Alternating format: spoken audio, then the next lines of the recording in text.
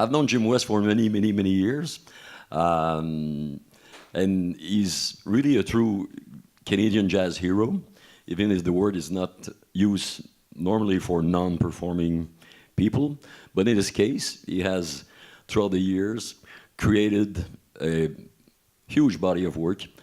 And his legacy on Canadian jazz, would it be only for the 3 first records by Diana Krall, would already be something monumental, but it would not mention also Oliver Jones and every artist who had the chance to work with him. So it's my honor and privilege to give you this Bruce Lundvall Award. I guess you know who is Bruce Lundvall, another jazz hero in this respect. Oui, c'est voilà. Alors voilà, Jim West, le prix Bruce Lundvall de cette année. Merci beaucoup tout le monde. Et merci André et toute l'équipe de Spectra. Merci beaucoup, c'est un grand honneur pour moi. C'est un honneur pour nous aussi. And throughout the years then, Oliver Jones is probably the artist with which you have been most involved, even sometimes kind of managing him and yes. Making the records and all that. Any remembrance of special moments with Oliver, or when you felt like things were getting to a higher level for him? And well, absolutely. But playing in New York City at Sweet Basil was a very interesting time. We did an African tour in the 80s, and that was very special because the audience that we played for was not a jazz-tuned audience.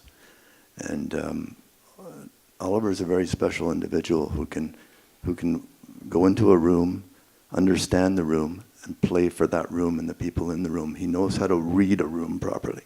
Yeah. And many musicians can do that, but many can't as well. And Oliver was able to do this, particularly in Egypt. When we played there, we were told actually by government officials before we played in that place that don't expect any response from the audience because they never heard jazz before, and really there's nothing around like it. So Oliver, to his credit, I told Oliver that, and he said, "Okay, I'll fix that, don't worry." And he went up on stage and basically said, he spoke to the audience in French and English and said, and there were 3,000 people in the room, by the way. This was a huge hall, like Place des Arts sort of thing. And he told everybody in the room that, I want to discuss the history of jazz tonight. And let's start with this. And he played the roots of jazz, going back to gospel, to the blues.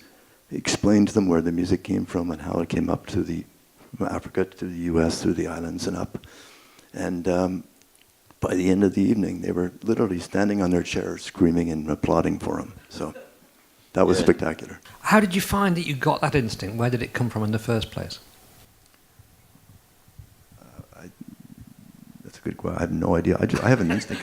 I just, you know what you like. And I had always listened to musicals for years. I listened to a lot of musicals and listened to great voices, from that era, from the 50s and 60s, and a lot of interesting songs. So,